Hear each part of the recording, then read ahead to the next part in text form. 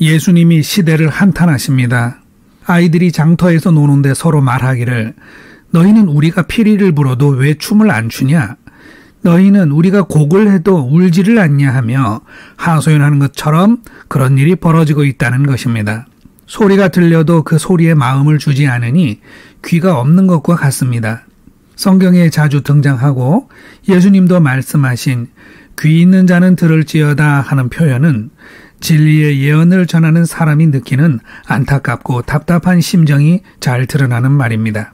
사람들의 마음은 커다란 빗장을 가로질러 닫아버린 성문과도 같습니다.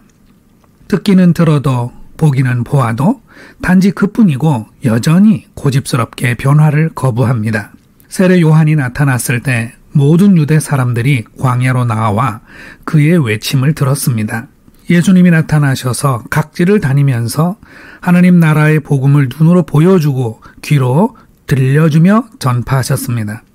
세례 요한과 예수님이 외치는 말씀은 회개하고 하나님 나라의 복음을 받으라는 것이었습니다. 그런데 사람들은 반응이 없었습니다. 보았지만 들었지만 아무런 반응이 없는 것입니다.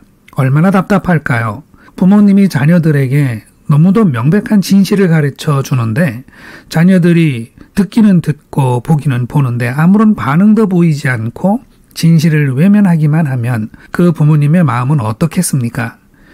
예수님은 얼마나 답답했던지 차라리 두로와 시돈의 이방인들에게 복음을 전했다면 그들이 회개하고 하나님 나라를 받았을 것이라고 하십니다. 이 말씀을 통해 알 수 있는 것이 한 가지 있는데 그것은 이스라엘 사람들이 세례 요한과 예수님의 말씀을 듣고 외면하는 이유가 이방인들에게는 없는 것을 가지고 있기 때문이라는 것입니다. 그것은 이스라엘 사람들의 가슴마다에 태생적으로 새겨지는 모세의 율법과 유대의 전통입니다. 그들은 이방인에게는 없는 의로운 율법과 전통을 가지고 있다는 자긍심이 대단했습니다. 그것이 지혜의 근본이었고 똑똑한 삶의 지침이라고 생각했습니다. 이스라엘 사람들은 자신들이 지혜와 규례를 가지고 세례 요한이 광야에서 금식 유지의 생활을 하는 것을 향해서는 귀신 들렸다고 말하고 예수님이 세리와 죄인 같은 소외계층의 사람들과 어울리며 식사하는 것을 마구 먹어대는 자라고 비판하였습니다. 예수님은 외쳤습니다. 대체 당신들이 가진 지혜의 정체가 무엇이냐? 드러나는 삶의 결과로 증거를 보여달라고 하시는 것입니다.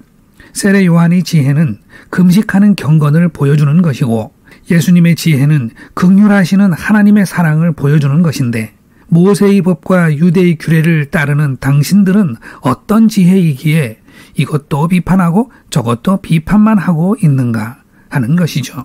지체 여러분, 한번 태어나 언젠가는 죽음으로 마감할 인생길을 가는 동안 확실하고 좋은 구원을 얻었다면 그보다 행복하고 힘차고 능력 있는 삶은 없을 것입니다. 그러나 아직 구원을 확신하지 못하였고 삶의 자리가 고단하고 어둠 속에 있다면 겸허하게 마음을 열고 들려오고 보여주는 진리에 관심을 가져봐야 하지 않겠습니까? 구원을 얻어서 인생의 평안과 쉼을 얻어야 하지 않겠습니까? 예수님께서는 수고하고 무거운 짐을 지고 사는 사람들은 누구든지 다 내게로 오라고 초청하셨습니다. 어느 누구라서 수고하지 않고 무겁지도 않은 삶을 살 수 있겠습니까? 인생길이 수고스럽고 무거운 이유는 모두가 멍에를 메고 있기 때문입니다. 예수님의 초청을 거절하는 사람은 현재 자기를 메고 있는 멍에를 고집하는 사람들입니다. 그 멍에는 지금까지 따르며 살아온 가치의 우선순위, 중요하게 수행해야 할 인생의 과제들입니다.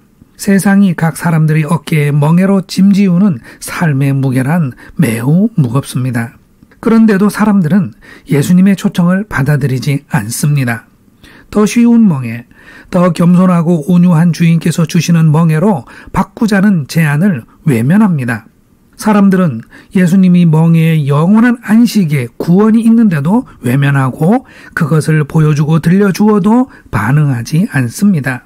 어떤 멍에도 매임 없이 자유롭게 살 수만 있다면 더 좋겠지만 그런 삶은 공상에 불과할 뿐 모든 살아있는 것들은 현실의 멍에 구속된 삶을 살기 마련입니다.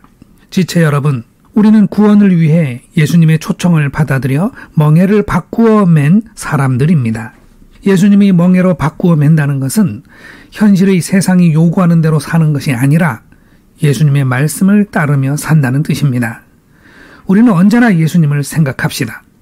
그분이라면 오늘을 어떻게 사셨을까 그려봅시다. 지금 나에게 어떤 말씀을 하시는지 영혼을 들여다봅시다. 예수님을 따르는 것이 우리의 자유입니다. 행복입니다. 영원한 구원의 확신입니다. 나의 멍에가 어떤 멍에인지 다시 한번 돌이켜보며 그리스도의 인도를 따라가는 한 주간 되시기를 기도합니다. 아멘.